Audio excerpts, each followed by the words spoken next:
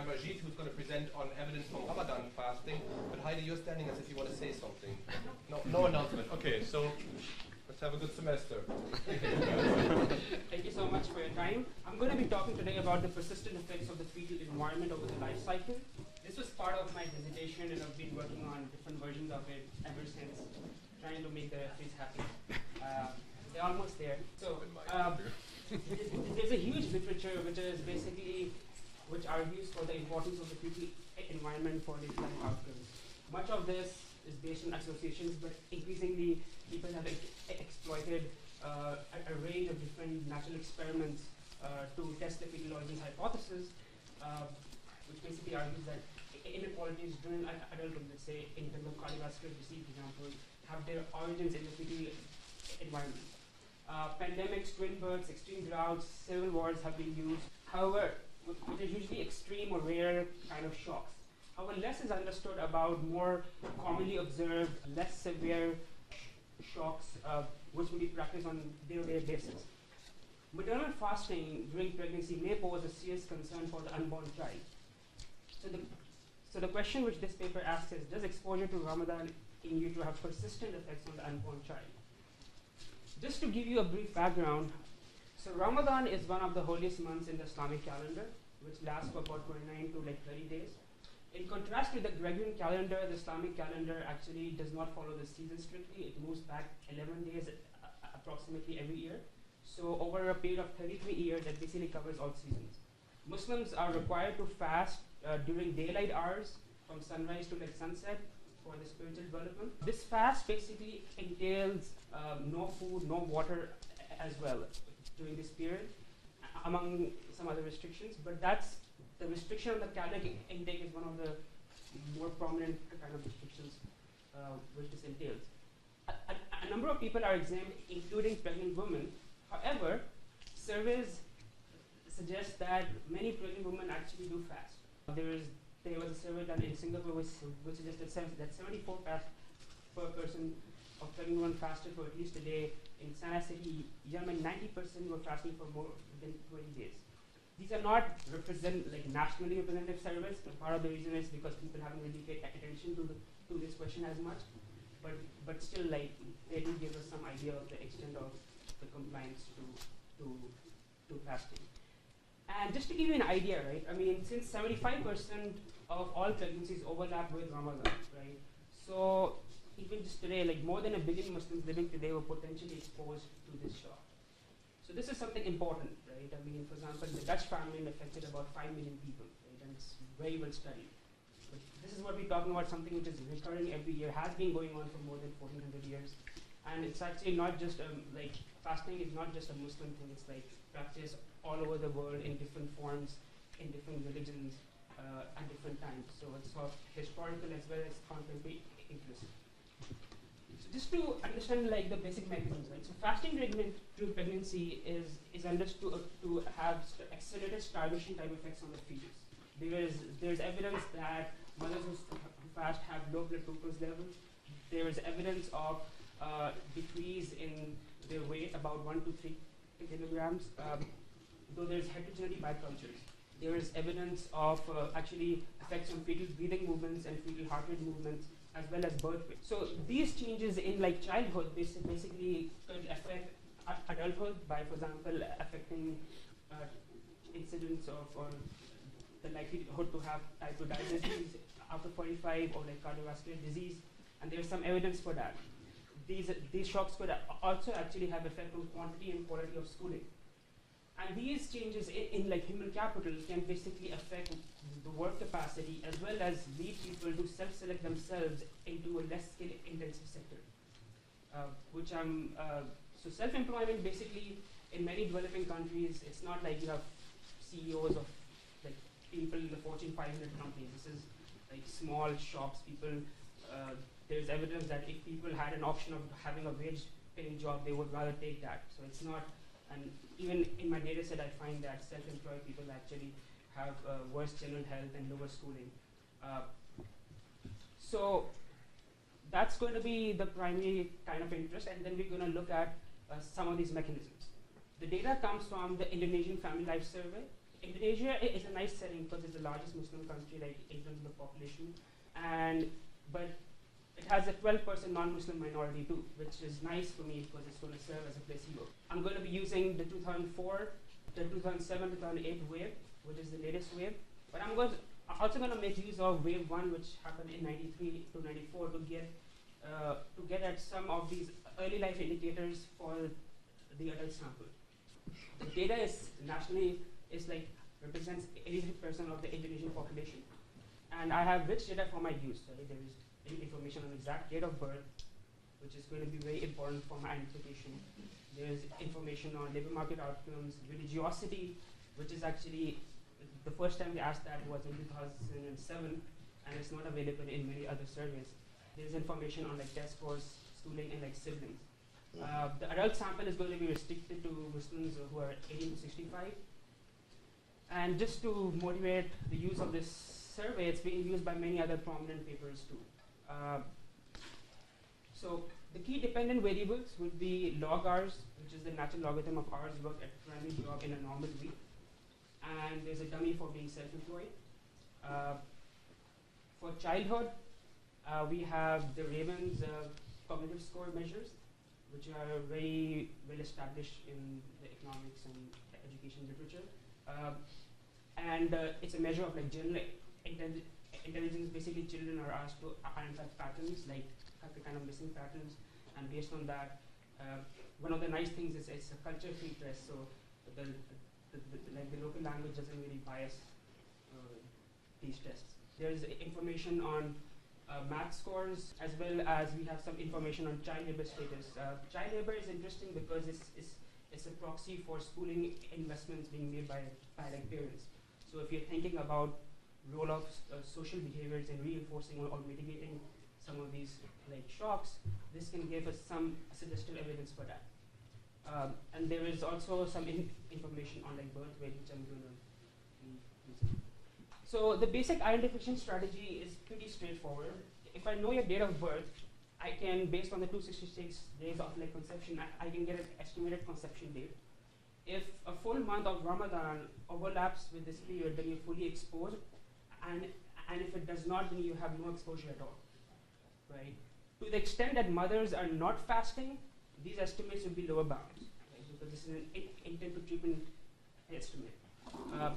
And one could, of course, one of the key threats to this identification is timing of, if mothers are selectively timing their births along Ramadan. So I'm going to do a number of checks to verify if that's happening. Exposure can be measured in terms of full exposure, whether where 1 is if there's full exposure to Ramadan, and 0 if there's no exposure at all, or in terms of proportion of days Ramadan overlaps with the in-between period. So just to be clear again, so basically, if I know your date of birth, I can estimate your conception date, and if timing of Ramadan overlaps fully with that, so you are fully exposed. Alternatively, there could be partial exposure, or there could be no exposure at all. Right? So there are these three. This is how I get my variation, basically. So the regression equations, basically, I have YIF, or human development outcomes for individual I from family F. The key variable of interest is exposure, which is going to be a dummy for full exposure versus no exposure at all. Controls will be child age square, child gender, month of birth fixed effects, which is another way to deal with seasonality, for example. And as well as I have a control for 3 weeks after Ramadan ends. So there is this festival of Eid, which is the Muslim Christmas, which happens right after Ramadan. And there's also this concern that if pregnancies last longer than 9 months, let's say 3 weeks after the 9-month period, so these estimates will be biased downwards. So just to control for that, I've added a control for 3 weeks after Ramadan. And FC are time level unobservables, right? So for example, if you think more educated women or more aware women are more likely to time their births, right? So one of the threats to identification with the simple kind of OLS formulation is that if you do not control for these factors, they may be biasing those estimates. So to deal with that, what you can do is you can Right. So what time invariant characteristics will be correlating with exposure? Like where's Not the with exposure, like basically mothers, they say educated mothers will be more likely to time their births away from this month. So in that sense. So do you, or like more religious like kind of mothers, you know, who maybe more or less likely to actually time their births, you know. So to deal with some of those concerns. Is there any evidence for this timing going on? Actually, we don't have evidence. So because this topic is not very well studied, and this is a developing country as well, so one could think of that people are not used to planning births as much as, for example, if one were to look at like a more developed country. But still, because it's essential to, and since we know so little about the actual mechanisms for this topic, and given that it's the key identification for this, I think it's I mean, it's fine to run the robustness check, but to run it with, but did you run it without as well? Yeah. Okay. So, but and then, I mean, in your data, couldn't you look whether there's evidence for timing going on? Yes. So that's what I do, and I don't find any evidence. Okay. And yes. So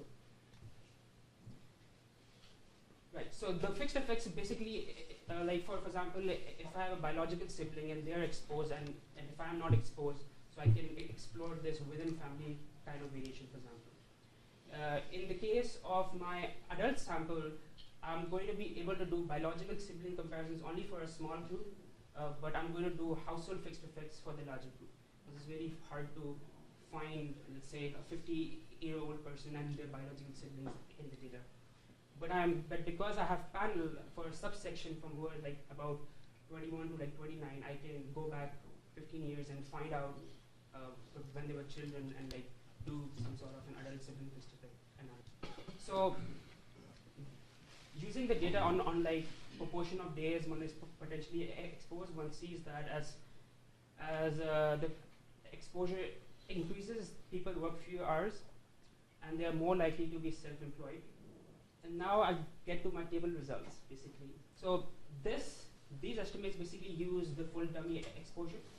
The first column is for Muslims and the second column is for the placebo group of like non-Muslims.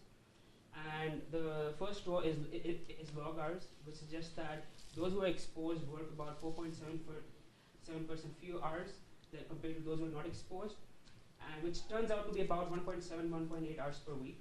And we don't find any similar effects on non-Muslim population. When I look at cognitive scores, which is the Ravens, I find 7.4% reduction in the test scores and an 8.4% reduction in the math scores. We don't find similar effects for non-Muslims. And there is some evidence of low birth weight, though one has to be cautious with the birth weight because I don't have good measures of gestational age, so this may be confounded by actually preterm births, for example. So if they're preterm births, one could, but still. Right, but still, that gives me some evidence that there was an effect on the fetus, basically. So the test, at least like the units on the scores, these are standard deviations, or these are percentage scores. Percentage scores. Right, because this is like the raw scores in terms of percentage. If you do if you do in terms of standard deviations, I think it's about 0.25 standard deviations approximately.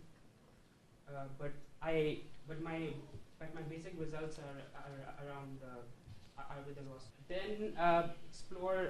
So in this analysis, I'm going to look at hours work as well as self-employment status. I'm going to show you the OLS sample and then the fixed effect analysis, which restricts the sample to families where there are at least 2 individuals. Part of the reason you're finding larger effects is because even in the OLS estimate, there are larger effects for families with like 2 or more children. And what we find here is that, like when you look at hours work, for example, these results are actually like fairly robust to household fixed effects. If anything, they actually go up. And although the self-employment results are more noisy, the point estimates. So these are identified. So the individuals are adults now. They have paired up, and then you include a fixed effect. So you are now looking at basically something about the marriage market actually in here, right? Right. So basically, so like what's the effect of in a family to be paired up? Yeah, like your identification is totally from being the partner in the relationship that has been exposed. Right. Right. Actually, to like test for that, one of the things I do is basically one can test for exposure status within the family. Like for example, if my partner or other members in the family, if their exposure status is correlated with mine, and when I do that, I don't find that they're actually correlated. So some of those concerns about assorted mating, for example, which like for example, if there are two people who are exposed and they're more likely to get married, for example, let's say because they have worse outcomes or something, and so then you won't identify the full effect. But the fact that the exposure status within the families are actually not correlated gives some suggestive evidence that assorted mating may not be that big of an issue in this case. Sorry, I'm confused about the household. I thought you said that this was a subsample of like adult siblings who had been involved. Okay, this household is you and your partner, no, not you and a sibling. Right. So this household, so the way the data is like structured, right? You have a household head and their spouse, their family, and their children, right? So this household fixed effect is for the entire household, because you usually don't like pair up siblings who are adults because they have their own households, right? So this is a household fixed effect for the full sample. What I was saying was, for a smaller section, those who are 19 to like 29, because I can trace back them 15 years ago when they were living with their siblings, I can do a biological sibling fixed effect for this analysis, which I've also done, and you get basically kind of similar effects. But this analysis right now is a household fixed effect. It's not a biological sibling fixed effect analysis per se. So I'm going to get to that. Yeah, I mean, maybe this isn't important. You can just tell me to move on. But I don't understand the theory behind why you would have a household level fixed effect, because you're comparing essentially unrelated adults who happen to live in the same, right? Like I would have thought a household effect when you are going to control for childhood or pre-birth characteristics would be what you were looking for, to see if there's something else about the family growing up that's producing this. But you're trying to tease out like I just don't understand. No, these are these are the long-term effects, right? I mean, people don't live with their siblings forever, right? Right. I mean, they move on to their own households, they have their own families, and the question is, can I really find different effects within families which are now like distributed in a very different way, just based on their exposure status, right? So if you're concerned, like for example, if you think that like poor families are more likely to have future families which are also poor, or more religious families are going to be matching, for example, with more religious families or something. So in terms of the intuition for the early life, you can think about that. But I don't need to see that. So the key thing here is that when I look at a group of adults, am I seeing any evidence of basically selective timing of births, which is really biasing my effects in terms of some sort of unobserved variables, right? So part of this thing could be not just a childhood story, because there are a lot of investments which are made during the entire life course, right? I mean, this is not even conditional on my test scores being affected. There could be a range of other kind of responses too, which may be happening. So when we're comparing similar kind of individuals, it's really helping us get to more similar kind of adults. But that's why, to really get at some of the childhood effects, the biological sibling comparisons really helps us with that. And you're going to see that for if you just wait a minute, I'm going to go. It is a bit kind of weird to look at these household fixed effects regressions. I mean, I understand that you want to look at the adult outcomes, but these household fixed effects regressions are kind of weird, because now you are really identifying off of asymmetries in people who match up, taking everything about themselves into consideration and their partner into consideration. So it seems to me to introduce more identification problems than it has ever solved. Right. So no, they are robust, so it's fine. but the thing is, I mean, the question is, when you have a group of adults, right, and you're concerned about selective timing of something which happened during the early life. Unfortunately, our data sets are not like we can follow people in a panel from pregnancy to age 65. I mean, if you have data set in 25. But if I have a group of adults, in the fall.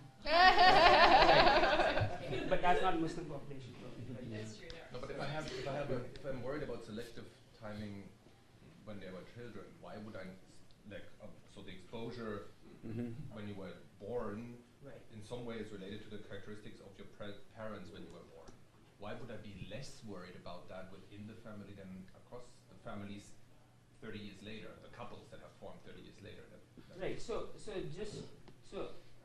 as I was saying, so I mean, I think we are it's looking crucial, so right. So we are looking at adult outcomes right now, right? yeah. We're not looking at childhood outcomes. When I'm looking at childhood outcomes, we're going to deal with that with biological sibling fixed effects. For example, for my test scores, I'm going to do biological sibling fixed effects, and I'm going to find a similar result. But when I'm looking at adults, for whom actually for a subsection I can do that, and I'm doing that too, and the analysis doesn't change, so the story actually doesn't change at all. My main concern was that how would I know based on my integration strategy if there was selective timing or not, right? Based on this sample, if I have just adult population, what can I do to really determine or to rule out some of these concerns, right? And doing biological sibling fixed effect for a subsample is one way to do it. Doing household fixed effects, which has its own problems, is another way of doing it. To verify some of these concerns, as I suggested, I checked, for example, whether or not exposure status within these households is correlated, and it's not.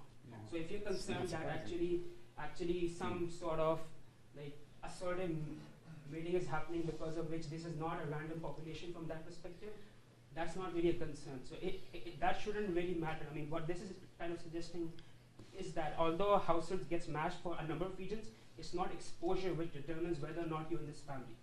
Right? So these people who came from very different backgrounds or maybe similar backgrounds got randomly allocated to within this household, and when I see their exposure status, I find they have worse outcomes. But that doesn't mean that the probability of exposure for them is actually correlated.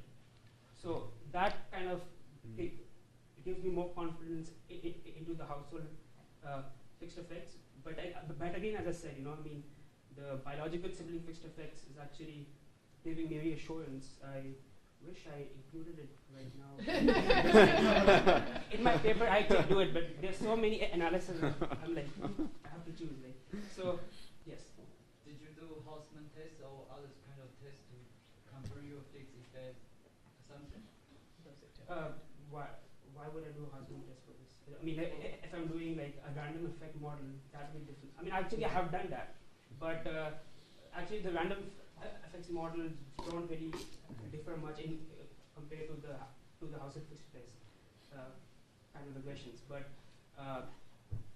that's not really a big issue here. Well, it does seem to me that if your individuals are clustered in households, you shouldn't be just doing an OLS ever, right? Like you should at least be dealing with that amount of clustering in some way. Right. He's clustering the standard error. Oh, Yeah. missed that part. Got it. Fine. Yeah. That's Footnotes. right. Sorry, and how do you define religiosity? More and less So religious? great question. So okay, so we have a question on self-reported religiosity on a scale of 1 to 5. How religious do you think you are? So 1 is like not religious at all. 5 is highly religious. So and I divide the sample. So if you're about 3 and above, these are the more religious families, and less than 3 is going to be like the less religious families. So I just divide the sample which are like kind of above mean or like and those who are below mean, which turned out to be about 2.8, which is around 3. And I find that the nice thing about the religiosity is that, I mean, to the extent that you're thinking that compliance to fasting is actually greater in the religious families, this can really guess, I mean, we should expect greater effects among the more religious families than the less religious families. And that's what we find, that when you see these effects, they are stronger in the more religious families and small and like noisier in the less religious Muslim families, and similarly for the non-Muslim population. Self-employment in general, if you see, like they're more noisier than the ours were. So I'm not going to put too much emphasis on the self-employment, but at the same time, the fact that the estimates are actually rather stable, just gives you some idea that that's not the issue here.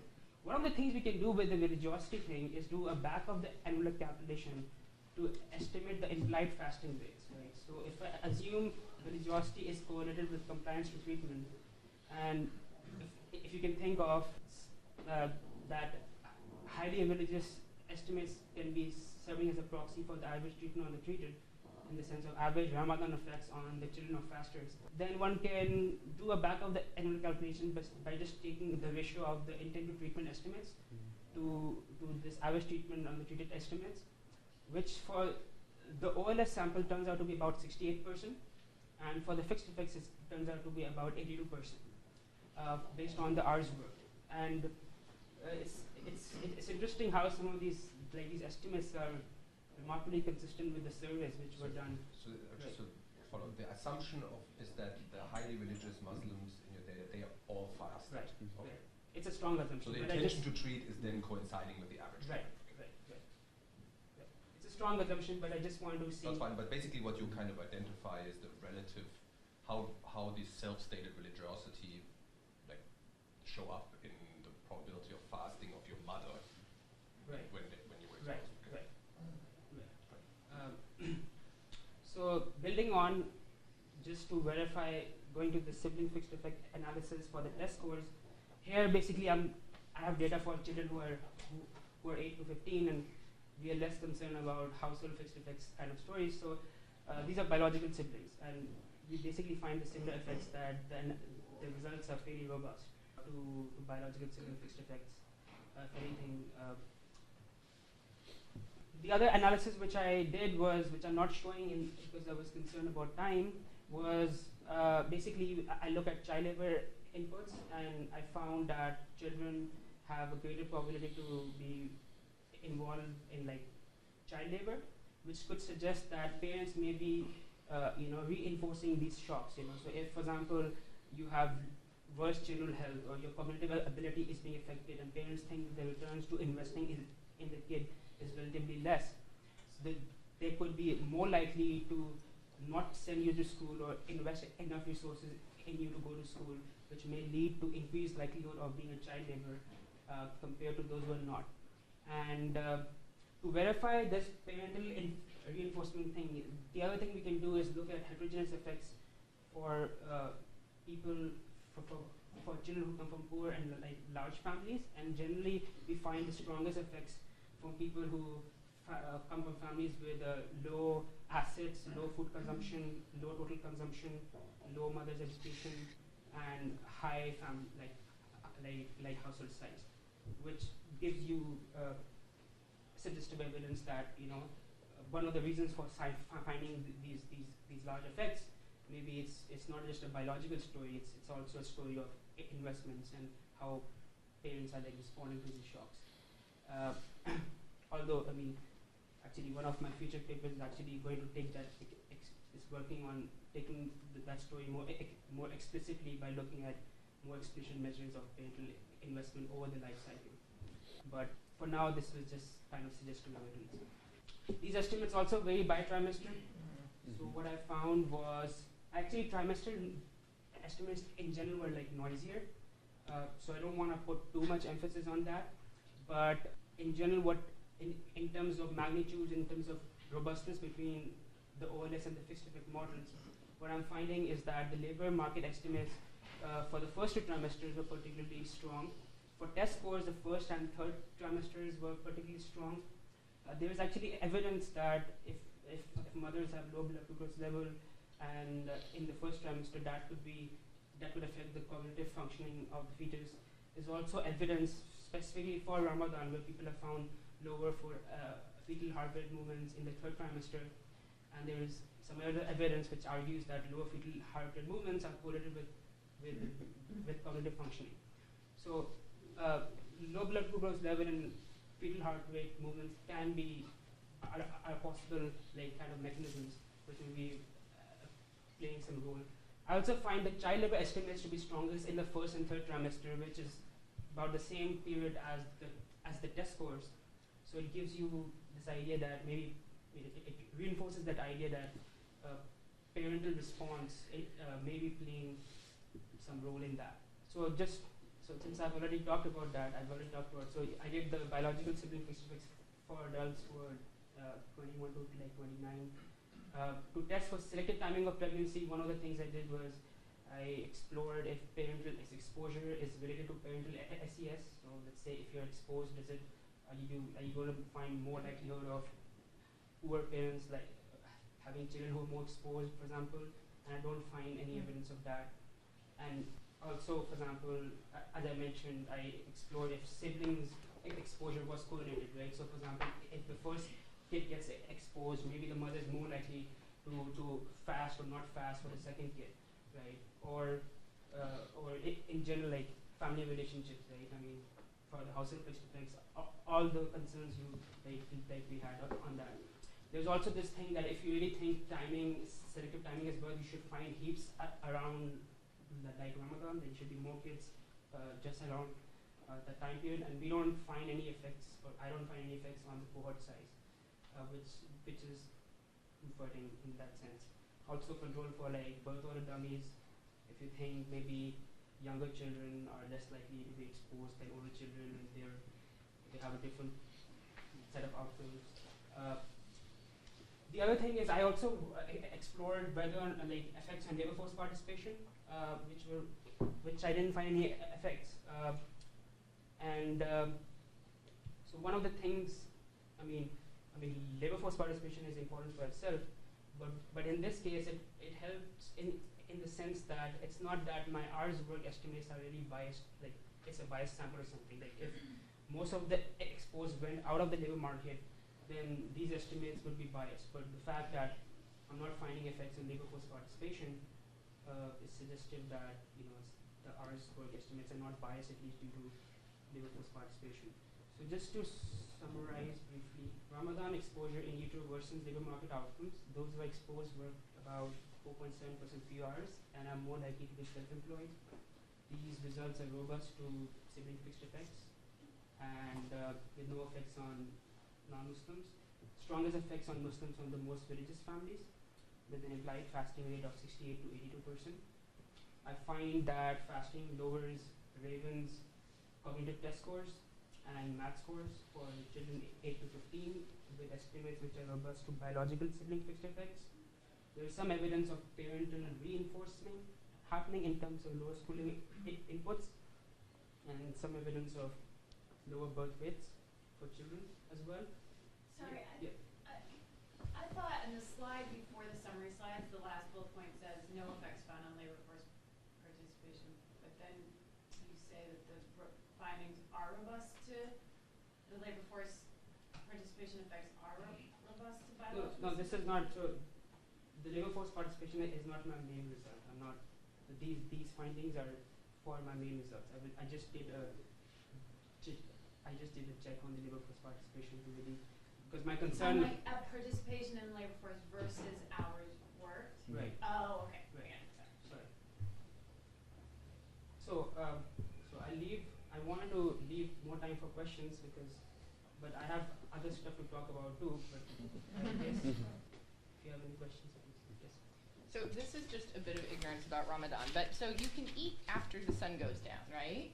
Yep. Right? So do people on average consume truly fewer calories during Ramadan than not? Good question. So there are two things here, right? One is that happens in different cultures in different ways. For some, maybe Morocco, you're going to find different effects than, let's say, Indonesia or something. In general, there is some evidence of lower caloric intake. But what really matters here is not just the total caloric intake. What matters is the timing of the disruption in the nutrition, right? So there are these studies done on animals and later on, I think, where they found that even 8 hours of fasting can actually have accelerated starvation type effects. And so it's not necessary, even if total consumption may go up in the month, it's just the fact that you don't have water, you don't have food for at least like 8 to 10. I mean, in Indonesia, the time is about 14 hours. It's close to the equator, and it stays approximately. I mean, because it's Can't always. It has to be 12. roughly speaking. But in some ways, that's what's really interesting about your finding. I mean, unlike like the famine studies and the other that are talking about consistent chronic low nutrition for a longer period of time. You're talking, really what your study might be pointing to is that it isn't even about undernutrition or under caloric, it is about this need for having constant calories, right? Yep. And to have regular, I mean, it has very practical kind of advice to what you give to pregnant women about, like, you know, it's not even just about not having enough calories necessarily, but about not making sure that you're having a steady intake, right? Like, for example, 1 in 5 women like skip their breakfast in the US, for example, right? And there are concerns about what would that do, you know? And so even beyond like rituals, the whole idea of disruption of timing of like your nutrition and what effects can it have, I think is an interesting and probably the key mechanism here. And just building on that, you know, so Ramadan is not really purely a nutrition thing, like, because it's like a festival, right? So people fast and then they eat all this festive food. After they fast, they're so hungry, so thirsty, right? And they also can get angry, because when you're hungry, you can get angry. Their effects on like your sleeping patterns, their effects on your entire, like, even labor markets get affected because people start working few hours. I mean, if you go to a Muslim majority country, they actually reduce the hours worked too. So some of this, but the thing is, it's all in some sense endogenous respect to this nutritional restriction, right?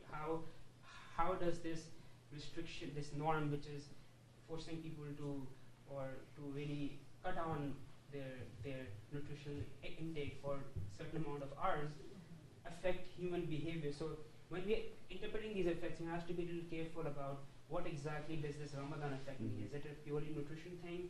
Because stress also gets affected. I mean, there's some studies that actually cortisol levels have gone up for like pregnant women. So it's not clear if so that is one area which I think a lot more work needs to be done in kind of unraveling this black box. Yes. So I have a question about these effect sizes. I mean, I totally trust your statistical work. It seems like, you know, these are correlations, if you will, are about that size. The question is, to what extent is this an effect of the fasting, or to what extent is the fasting and then accumulation of other things, right? And you have one data point on that is the child labor. But we can imagine there's a whole host of other things. So can we really say, like, Ramadan has a 7.4 effect, 0.4% effect on whatever outcome you choose, or is it, we don't know, really, because to what extent is this conditioned on a specific social context, right? Is there child labor? To what extent is schooling institutionalized and everybody goes? To me, in a way, I think we heard like one or two of these similar talks on similar sort of fetal development things. And the question I sort of ask myself, to what extent are these things really different from the research that looks at like genetic correlations, for example, right? Where it's like, well, you have certain genotypes, and then you have different variations in outcomes. And then, you know, sociologists like myself think like, well, that's all fine and good, but really you got to tell me more of a story here, right? Just to say like, you know, there's a 20% earnings difference between men and women, and that's, I can, you know, I point to X and Y chromosomes. That really is not. And so to what extent do you sort of Right. So just there's a number of things, right? So one of the motivations of doing this analysis is based on this work by Flavio and like Jim Heckman on the technology of skill formation. One of the things is that human capital is multidimensional and different stages matter. And there's this idea of, for example, dynamic complementarities and self-productivity. The idea being that one stage actually feeds in terms of the other stage, either by a direct effect or in terms of affecting the incentive to invest in that level, for example, in terms of rate of returns, for example. So, if you will, you can think of that framework for your. But actually, going back to that, actually one of the extensions of this paper which I've been working on is exactly taking into account parental responses specifically over the life cycle, right? And I'm basically finding right now there are some effects on like less likelihood to take vaccines during the 0 to 5 period, for example. Like if you look at like, so that may be one of the factors which may be playing a role, for example. There's also evidence of different less investment in like health expenditures for those who are 7 to 15, for example. There's some evidence on impact.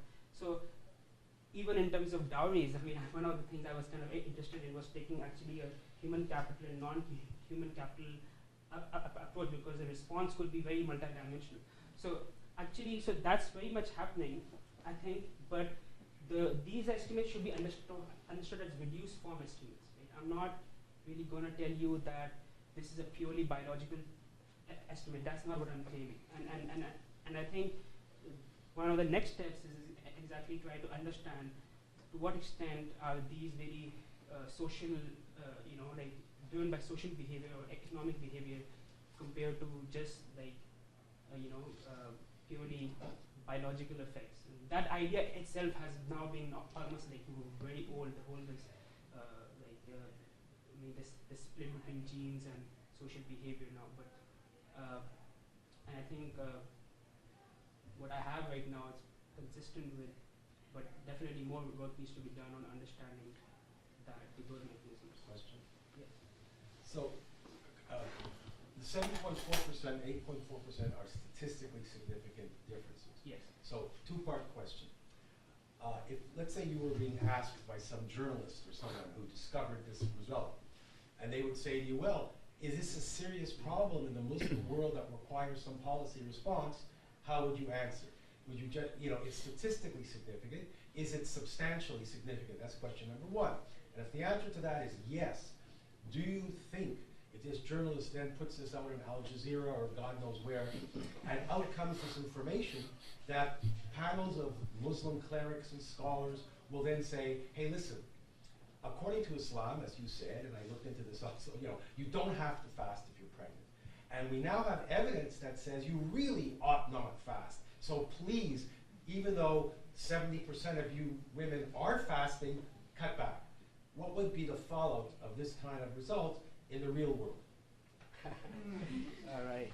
That's a different dimension. But I think it's a very important problem, and it kind of haunts me sometimes when I think about all the hype about people interpreting scientific work in the lens of their own ideological frameworks. And so that's a concern, not something I'm concerned about at this time, but it's definitely a concern. But going to your to the first thing, right? So for example, just to put it into context, right? There's these studies on deworming, where children who were 9 to 12 were given these deworming drugs for about 3 years. They found that deworming trial led to a 1.8 hours per week increase in labor supply later on in their life. This estimate is just saying even 1 month of Ramadan in utero, in terms of nutrition disruption, can lead to a similar effect. So there is other work, for example, on the Chinese famine, which, for example, found no effect of the fetal environment, but it found some effects on the first 2 years in terms of about 13 hours per week being affected. So these magnitudes are actually still quite large when you think about a range of other kind of estimates.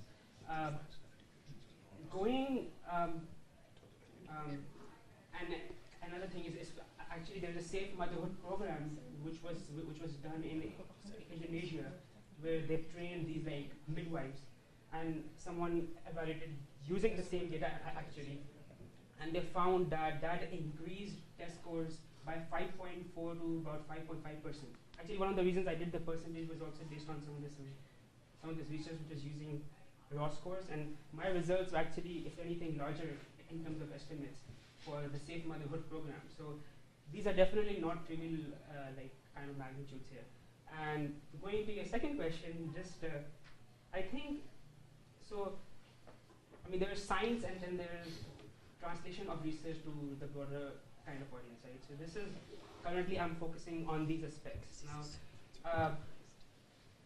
I think one of the policy kind of relevance is that to put more attention, to bring more attention to this exercise or to this behavioral thing which people have ignored, and because there's so many other things going on, and even if, for example, let's say doctors, when they have clients, like put more attention to this, like next time if they have a patient for this, or like local imams when they give their speeches. So since the good thing is at least Islamic law doesn't have an issue with this, so it's not like you have a conflict with the clergy from that perspective. If anything, I mean, there's some opinions which even say that it should be prohibited completely, not just exempt. And part of the problem actually, which I think is the way these things are worded. Like for example, I could say that you have to fast except if you get sick during pregnancy, right? And if I don't have access to doctors, good luck with that. You know, you're just going to judge it based on your own subjective opinion, and we know that a lot of poor people tend to overrate their subjective health. So it's just another shock among 10 other shocks, right? So it's not really going to affect them. But if you so I think, you know, like this research basically, I mean, just to backtrack, right? I mean, there is so there is so that's one way of saying it, right? The other way of saying it is that it's prohibited for you to fast during pregnancy because your health is going to be affected, or you should definitely consult your doctor and assess your health before you do that, right?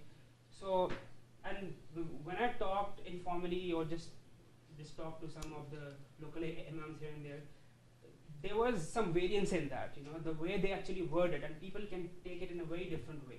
Even the same law and how it gets translated at the local level and how people kind of interpret it is an issue. And so I think one of the problems here could be actually like a coordination problem between the medical staff, whom the patients may not trust because they don't understand their ethical constraints, and the religious clergy who don't really understand the medical concerns too well, and the people who are just doing whatever they can do based on their subjective experiences. So it's like part of the problem could be this kind of coordination problem, which of course has other policy implications too. But just to add to that coordination problem, if the first trimester is especially important, a lot of these women aren't going to know for a good chunk of their first trimester that they're pregnant, right? Or they may not want to reveal to their relatives and everyone else that they think they're pregnant, and it would be obvious if they weren't fasting, right? So there's that. I mean, it's complicated. It's definitely pretty complicated, these findings. Yeah. And actually part of the first trimester effects could be because, like, part of them, but not the whole thing, is that if you don't know that you're pregnant, right? And so, I mean, that would be the policy implication. They would be that, you know, if you have some technology which helps people assess pregnancy status earlier than later, or if you have better health access to health facilities, which can reduce such cases, that would be helpful. But it gets into a whole different world, which is interesting and important, I think, but beyond this paper. 2 points. I'm getting back to the idea of what you're actually capturing exactly. But I'll start with kind of a little anecdote. I worked in Matlab in Bangladesh, and there was a perception, at least, that there was a spike, an increase in fertility 9 months after Ramadan. And the reason is that women would not go. It's tiring to be fasting. It's very hot. Women are not going to make an effort to go to clinics to get a refill of their pill. They're going to refuse to take Depo-Provera during the day, et cetera, et cetera. So it may be linked not to nutrition per se, but it may be linked to other things that go beyond just nutrition. It may be an unwillingness to make the effort to seek medical care during the same period. There may be other things going on in here.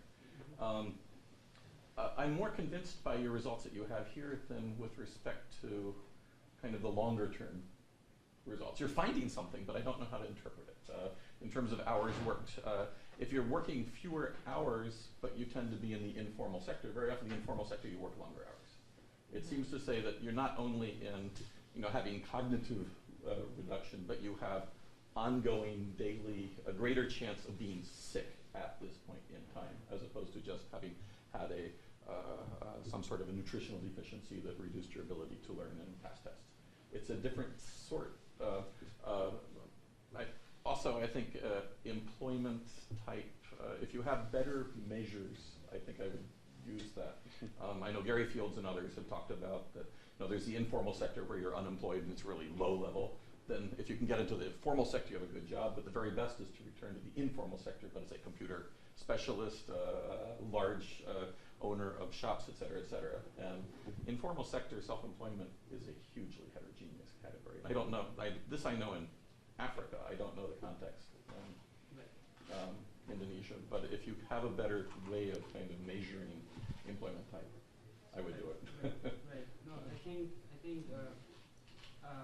part of the problem is that, so, I mean, just going back to first, in terms of these estimates, right? So,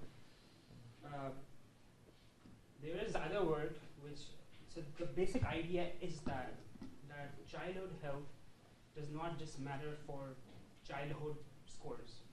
It does not just matter for like adult health itself.